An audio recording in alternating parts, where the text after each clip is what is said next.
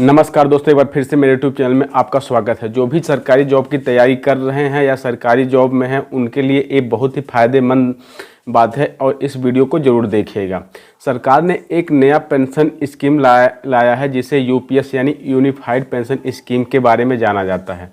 तो ये क्या है, इसके बारे में हम बात करेंगे। तो सबसे पहले जान लेते हैं पेंशन स्कीम कितने प्रकार की होती है।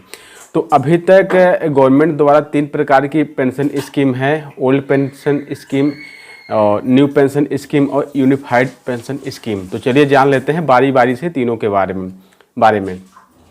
ओल्ड पेंशन स्कीम क्या है? ओल्ड पेंशन स्कीम 2003 तक लागू थी, जो कि अटल बिहारी की सरकार आने के बाद इसे बंद कर दिया गया। ओल्ड पेंशन स्कीम में क्या होता था कि जितने भी केंद्र सरकार या राज्य सरकार के गवर्नमेंट एम्प्लॉय होते थे उनको एक पेंशन मिलती थी, जो कि लास्ट में जो उनकी सैलरी होती है उसके बेसिक का 50%, जो कि उनका कोई भी पैसा नहीं कटता था और फ्री में ये पैसा मिलता था और साथ में उनको 20 लाख तक की ग्रेजुएटी भी मिलती थी।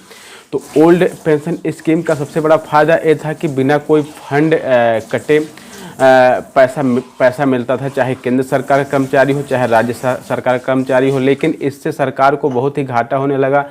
इस वजह से अटल बिहारी की सरकार जब आई तो 2003 में ये बंद कर दिया गया और एक नया स्कीम लाया गया एनपीएस के नाम से। उसका नाम रखा गया न्यू पेंशन स्कीम।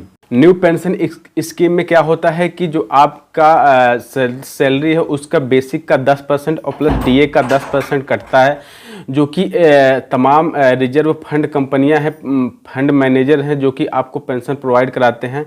और जो आपका ये पैसा कटता है 10% बेसिक का और डीए का, ये जैसे एचडीएफसी, आईसीआई, एसबीआई, एलआईसी के थ्रू फंड मैनेजर के अकाउंट में जमा होता है और ये शेयर मार्केट पर निर्भर करता है। तो ये पैसे कटने के बाद जब आपका 58 साल यानी 25 साल जॉब के पूरे हो जाते हैं तो वो जितना पैसा होता है सब जोड़ के, हाँ एक चीज़ और, उसमें 10% आपका कटता है और प्लस 10% सरकार देती है और फिर एनपीएस में 4% और, यानी कुल 14% सरकार देती है और 10% आपका पैसा कटता है।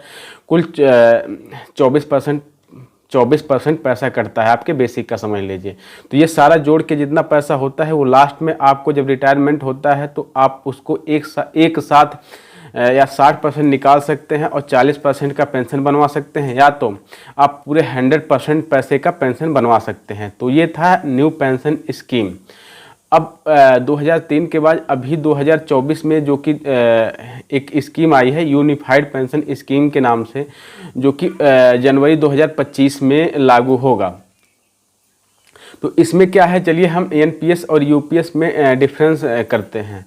थोड़ा सा UPS unified pension scheme NPS से बेटर है। क्यों? क्योंकि इसमें जो आपका पैसा है वो 10% आपका डीए कटे, बेसिक सैलरी और डीए कटेगा। उसके बाद फिर 10% सरकार देगी। इसे इंडिविजुअल फंड के रूप में जाना जाएगा। और फिर उसके बाद 8.5% सरकार देगी, जो कि गारंटी फंड के रूप में। तो इस हिसाब से सरकार 18.5% देगी, जिसमें कि यूपीएस में एनपीएस में क्या था कि केवल 14% ही सरकार देती थी। 10% आपका करता था और 14% सरकार देती थी। लेकिन यूपीएस में क्या है, 18.5% सरकार देगी, 10% आपका कटेगा। तो इससे पेंशन जो है थोड़ा ज़्यादा मिलेगा और ये इससे फ़ायदा ज़्यादा है। जैसे कि आपको हम कुछ आंकड़े दिखाते हैं। जैसे कि आपकी अगर बेसिक सैलरी 50,000 रुपये है तो आप देख सकते हैं आंकड़ा। दोस्तों एक चीज़ और हम आपको बता दें कि यूनिफाइड पेंशन स्कीम में जो कि सबसे मेन है, इसमें अगर आपकी जॉब 25 साल से ऊपर होती है तो आपके जो बेसिक सैलरी है, मान लीजिए आपकी जॉब 25 साल से ज़्यादा हो गई है, आपकी बेसिक सैलरी 50,000 है, तो लास्ट 12 महीने का जो औसत होगा उसका आधा मिलेगा। जैसे कि मान लीजिए आपकी सैलरी 50,000 है लास्ट में 12 महीने में, तो एवरेज आता है 25,000, तो आपको 25,000 सैलरी 25,000 आपको पेंशन मिलेगा। और अगर आपका 10 साल से ऊपर 25 साल से कम जॉब करते हैं तो उस रेट में, उसी अनुपात में वो कम हो जाएगा।